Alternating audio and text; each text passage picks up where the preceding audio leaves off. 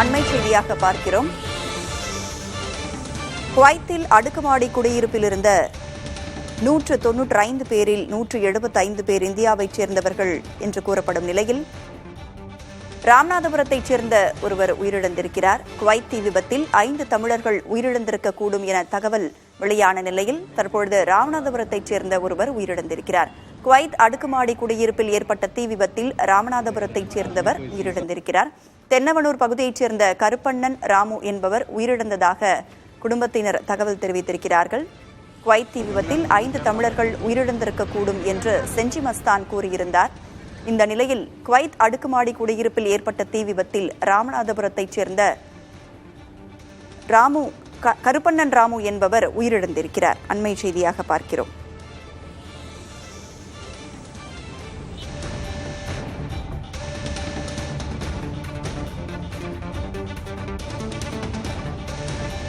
Kuwait நாட்டில் அடுக்குமாடி குடியிருப்பில் தீ விபத்து ஏற்பட்டது. 40க்கும் மேற்பட்ட இந்தியர்கள் உயிரிழந்திருக்கிறார்கள். விபத்து நடந்த இடத்தில் வசித்த தமிழர்களின் நிலை குறித்த தகவல் ஏதும் வெளியாகாத நிலையில் தற்பொழுது ராமநாதபுரத்தைச் சேர்ந்தவர் உயிரிழந்திருக்கிறார். குவைத் அடுக்குமாடி குடியிருப்பில் ஏற்பட்ட தீ விபத்தில் ராமநாதபுரத்தைச் சேர்ந்த கருப்பண்ணன் ராமு என்பவர் உயிரிழந்ததாக அவரது குடும்பத்தினர் தகவல் தெரிவித்திருக்கிறார்கள். அண்மை செய்தியாக நாம் பார்த்துக் கொண்டிருக்கிறோம். குவைத் தீ விபத்தில் 5 தமிழர்கள் உயிரிழந்திருக்கக்கூடும் என்று அமைச்சர் செஞ்சி மஸ்தான் கூறியிருந்தார். இந்த நிலையில் ஒருவரது விவரம் தெரிய வந்திருக்கிறது. கருப்பண்ணன் ராமு என்பவர் ராமநாதபுரத்தைச் சேர்ந்தவர். அவர் அந்த குவைத் தீ விபத்தில் உயிரிழந்திருக்கிறார்.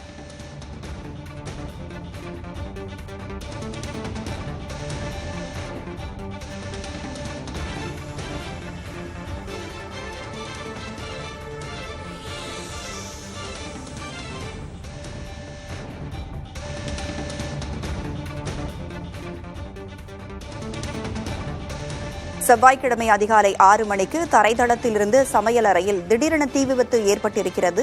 கரும்புகையுடன் மளமளவென பரவிய தீயில் உறங்கிக் கொண்டிருந்த தொழிலாளர்கள் பலர் சிக்கிக் கொண்டனர். மூச்சு திணறல் ஏற்பட்டு பலரும் உயிரிழந்திருக்கிறார்கள். அந்த அடுக்குமாடி குடியிருப்பில் இருந்த 195 பேரில் 175 பேர் இந்தியாவைச் சேர்ந்தவர்கள் என்று கூறப்படுகிறது. கேரளாவைச் சேர்ந்தவர்களும் அதில் இருக்கிறார்கள்.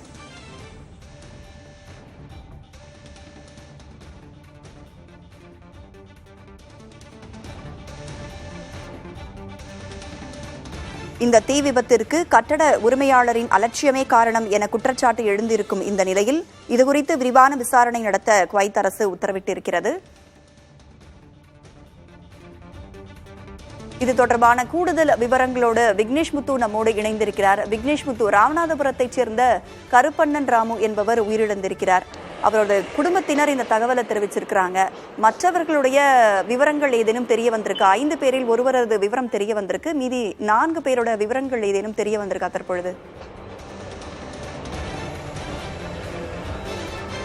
ராதா, குவைத் நாட்டின் மங்காப் நகரில் ஏற்பட்டிருக்கக்கூடிய அந்த கட்டிடத்தில் ஏற்பட்ட தீ விபத்து காரணமாக கிட்டத்தட்ட 175 பேர் பாதிக்கப்பட்டிருக்கிறார்கள். முதல் கட்டமாக 49 இந்தியர்கள் உயிரிழந்திருக்கலாம் என்ற ஒரு தகவல் வெளியுறவுத்துறை அமைச்சகம் சார்பில் வெளியிடப்பட்டிருக்கிறது. ஏற்கனவே பிரதமர் நரேந்திர மோடி நேற்று இது தொடர்பாக அதிகாரிகளுடன் ஆலோசனை நடத்தியிருக்கிறார். தமிழக அரசும் இந்த விவகாரத்தை தீவிரமாக கையில் எடுத்து அங்கு பாதிக்கப்பட்டிருக்கக்கூடிய தமிழர்கள், அதே போன்று உயிரிழந்திருக்கக்கூடிய தமிழர்களின் உடல்களை உடனடியாக தாயகம் கொண்டு வருவதற்கான அனைத்து நடவடிக்கைகளையும் தீவிரப்படுத்தியிருக்கிறது.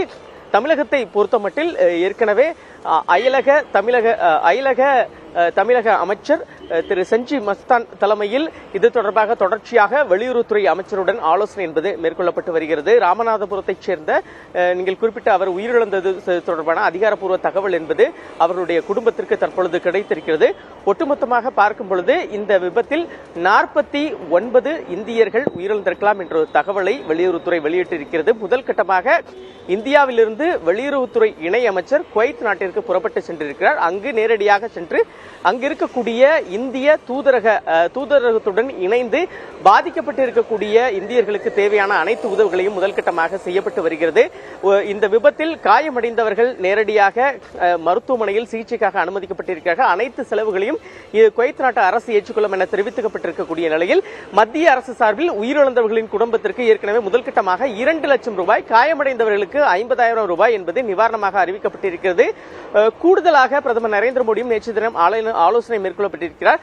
தமிழக முதலமைச்சரை பொறுத்தமட்டில் இந்த சம்பவத்துக்கு தன்னுடைய ஆழ்ந்த இரங்கலை இன்றைய தினம் காலை தன்னுடைய எக்ஸ் தள வாயிலாக தெரிவித்து இதற்கான அந்த முழுமையான விவரங்கள் தெரிந்து கொள்வதற்காக இலவச எண்களும் நேரடியாக தெரிவிக்கப்பட்டிருக்கிறது.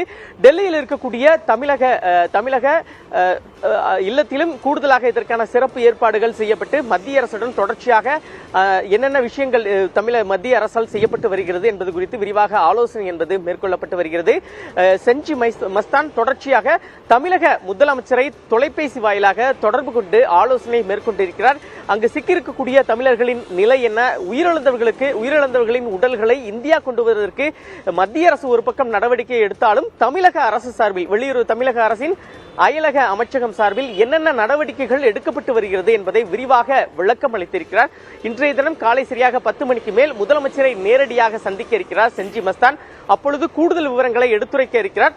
மத்திய அரசும் சரி, தமிழக அரசும் சரி, பாதிக்கப்பட்ட இந்தியர்களுக்கு தேவையான அனைத்து உதவிகளையும் தொடர்ச்சியாக மேற்கொண்டு வருகிறது. இந்த விவகாரத்தை இந்திய அரசு தீவிரமாக கவனித்து வருவதாகவும் தெரிவிக்கப்பட்டிருக்கிறது. ராதா, தீ விபத்தில் 5 தமிழர்கள் உயிரிழந்திருக்கிறார்கள். ராமநாதபுரத்தைச் சேர்ந்தவர் உயிரிழந்திருக்கிறார். தற்பொழுது ராமநாதபுரத்திலிருந்து ஆனந்தன் நம்மோடு இணைந்திருக்கிறார். ஆனந்தன், ராமநாதபுரத்தைச் சேர்ந்த கருப்பண்ணன் ராமு என்பவர் உயிரிழந்திருக்கிறார். அவருடைய குடும்பத்தினர் தான் இந்த தகவலை சொல்லியிருக்கிறாங்க. தற்பொழுது நீங்க எங்க இருக்கிறீங்க, என்ன தகவல்? அதாவது ராதா, ராமநாதபுரம் அடுத்து தென்னவனூர் பகுதியை சேர்ந்தவர் கருப்பண்ணன் ராமு. இவருக்கு வயசு 62. இவர் கடந்த 26 வருஷமா தனியார் மகால், அதாவது மால் சூப்பர் மார்க்கெட்ல பணிபுரிஞ்சிட்டு இருக்காரு. நேத்து ஏற்பட்ட அந்த தீ விபத்துல கரும்புகை மற்றும் அந்த தீ விபத்தினால மக்கள் அலறி அடிச்சுட்டு வெளியில அந்த கட்டடத்தை விட்டு வெளியில வர்ற கூட்ட நெரிசல்ல சிக்கி மூச்சு திணறல் ஏற்பட்டதா தகவல் சொல்லியிருக்காங்க. இந்த மூச்சு திணறல அவர் மயங்கி விழுந்துட்டாரு. அப்போது அந்த சம்பவத்தை பார்த்த ஒருத்தர் இவர் உடனடியாக மருத்துவமனைக்கு அழைத்துட்டு வரும்போது அந்த மருத்துவமனையிலே இவர் உயிர் பிரிஞ்சிருக்கு. இவருக்கு காயம் எதுவும் ஏற்படல. மூச்சு திணறல், அதாவது 62 வயது மூப்பு காரணமாக இவர் மூச்சு திணறல் ஏற்பட்டு இறந்ததா அந்த உறவினர்கள் அதை கற்பனனுடைய மனைவி குருமாள்கிட்ட இன்னைக்கு காலையில தகவல் கொடுத்திருக்காங்க. இதனையடுத்து அந்த பகுதியில ஒரு சோகமான ஒரு சூழல் ஏற்பட்டிருக்கு. அந்த கருப்பண்ணனுடைய மனைவி என்ன சொல்றாங்கன்னா, கடந்த 26 வருஷமா அவர் அங்கதான் வேலை பார்த்தாரு. கடந்த ஒரு 6-7 வருடங்களுக்கு முன்புதான் இந்தியாவுக்கு அதுமே 1 வாரம் மட்டும்தான் இருந்தாரு. அதுக்கு பின்னாடி அங்க போயிட்டாரு. நாங்க அடுத்த வருஷம் எல்லாத்தையுமே முடிச்சுட்டு குடும்பத்தோட சேர்றதா இருந்த நிலையில உயிர் பிரிஞ்சிருக்கு அப்படின்னு சொல்லி வேதனை ஏறாங்க. இவருக்கு 2 குழந்தைகள் இருக்கு.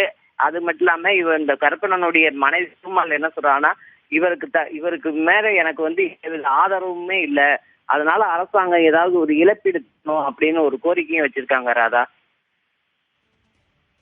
குவைத்தில் தீ விபத்து நடந்த குடியிருப்பில் தங்கியிருந்த நபரை தொடர்பு கொள்ள முடியாத குடும்பத்தினர் ஒரு பக்கம் பதபதைக்கும் நிலையில் ராமநாதபுரத்தைச் சேர்ந்தவர் உயிரிழந்திருக்கிறார்.